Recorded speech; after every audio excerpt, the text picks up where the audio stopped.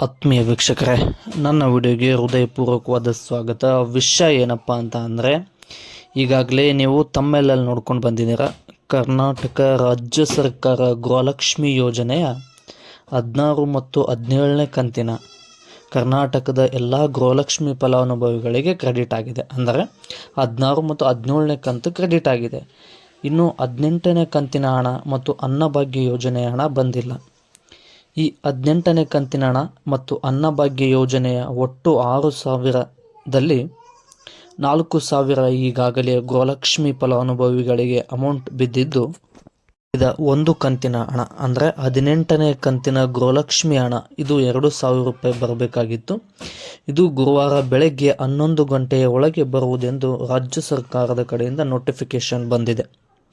ಕರ್ನಾಟಕದಲ್ಲಿ ಸರಿಸುಮಾರು 1,32,000 ಗೃಹಲಕ್ಷ್ಮಿ ಫಲಾನುಭವಿಗಳಿಗೆ ಇನ್ನೂ 16 ಮತ್ತು 17 ಮತ್ತು 18ನೇ ಕಂತಿನ ಹಣ ಇನ್ನೂ ಬಂದಿಲ್ಲ.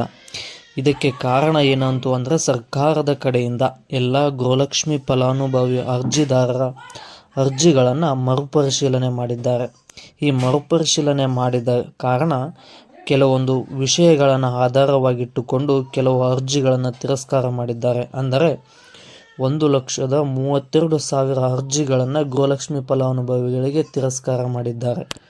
ಯಾವ ಕಾರಣಗಳಿಗೆ ಅರ್ಜಿಗಳನ್ನು ತಿರಸ್ಕರಿಸಿದ್ದಾರೆ ಎನ್ನುವುದನ್ನು ನೋಡೋಣ ಬನ್ನಿ. ಅಂದರೆ ಕುಟುಂಬದ ವಾರ್ಷಿಕ ಆದಾಯವು 7 ಲಕ್ಷಕ್ಕಿಂತ ಹೆಚ್ಚಾಗಿದ್ದರೆ ಅಂಥ ಕುಟುಂಬದ ಮನೆ ಒಡತಿಗೆ ಅಥವಾ ಗೃಹಲಕ್ಷ್ಮಿ ಅರ್ಜಿದಾರರಿಗೆ, ಗೃಹಲಕ್ಷ್ಮಿ ಫಲಾನುಭವಿಗಳಿಗೆ ಗೃಹಲಕ್ಷ್ಮಿ ಹಣ ಬರುವುದಿಲ್ಲ. ಮತ್ತು ಅದೇ ರೀತಿಯಾಗಿ 15 ವರ್ಷಗಳಿಂದ ಆಧಾರ್ ಕಾರ್ಡನ್ನು ತಿದ್ದುಪಡಿ ಮಾಡದೇ ಹೋಗಿದ್ದರೆ, ಅಂದರೆ ಆಧಾರ್ ಕಾರ್ಡ್ನಲ್ಲಿ ಏನಾದರೂ ನಿಮ್ಮ photo, mobile number, date of birth ಇವುಗಳನ್ನು ಯಾವುದನ್ನು ತಿದ್ದುಪಡಿ ಮಾಡದೇ ಹೋಗಿದ್ದರೆ ಅಂಥ ಫಲಾನುಭವಿಗಳಿಗೂ ಕೂಡ ರಾಜ್ಯ ಸರ್ಕಾರದ ಕಡೆಯಿಂದ ಗೃಹಲಕ್ಷ್ಮಿ ಹಣ ಬರುವುದಿಲ್ಲ. ಕುಟುಂಬದ ಎಲ್ಲ ಸದಸ್ಯರು ರೇಷನ್ ಕಾರ್ಡ್ದಲ್ಲಿ ಕಡ್ಡಾಯವಾಗಿ ನೋಂದಣಿಯಾಗಿರಬೇಕು.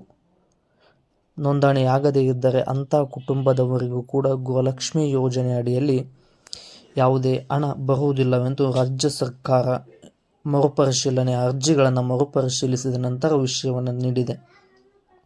ಅದೇ ರೀತಿಯಾಗಿ ಇನ್ನೊಂದು ಕಾರಣ ಎಂದರೆ, ಬಡತನ ರೇಖೆಗಿಂತ ಕೆಳಗಿರುವ ಕುಟುಂಬಗಳಿಗೆ ಮಾತ್ರ ಗೃಹಲಕ್ಷ್ಮಿ ಯೋಜನೆ ಹಣ ಬರುವುದಾಗಿ, ಬಡತನ ರೇಖೆಗಿಂತ ಮೇಲಿರುವ ಕುಟುಂಬದವರಿಗೆ ಗೃಹಲಕ್ಷ್ಮಿ ಹಣ ನೀಡುವುದಿಲ್ಲ ಎಂದು ರಾಜ್ಯ ಸರ್ಕಾರದ ಮುಖ್ಯಮಂತ್ರಿಗಳಾಗಿರುವಂಥ CM ಸಿದ್ದರಾಮಯ್ಯನವರು ಮತ್ತು ಹಣಕಾಸು ಸಚಿವರಾಗಿರ್ತಕ್ಕಂಥ ಲಕ್ಷ್ಮೀ ಹೆಬ್ಬಾಳ್ಕರ್ ಮೇಡಮ್ ಅವರು ಈ ಮಾಹಿತಿಯನ್ನು ಗುರುವಾರ ಬೆಳಗ್ಗೆ ತಿಳಿಸಿದ್ದಾರೆ. ಇದೇ ರೀತಿಯಾಗಿ ಕೇಂದ್ರ ಮತ್ತು ರಾಜ್ಯ ಸರ್ಕಾರದ ಎಲ್ಲ ಮಾಹಿತಿಗಳನ್ನು ನನ್ನ ಚಾನಲ್ನಲ್ಲಿ ನೀಡುತ್ತಾ ಹೋಗ್ತೇನೆ.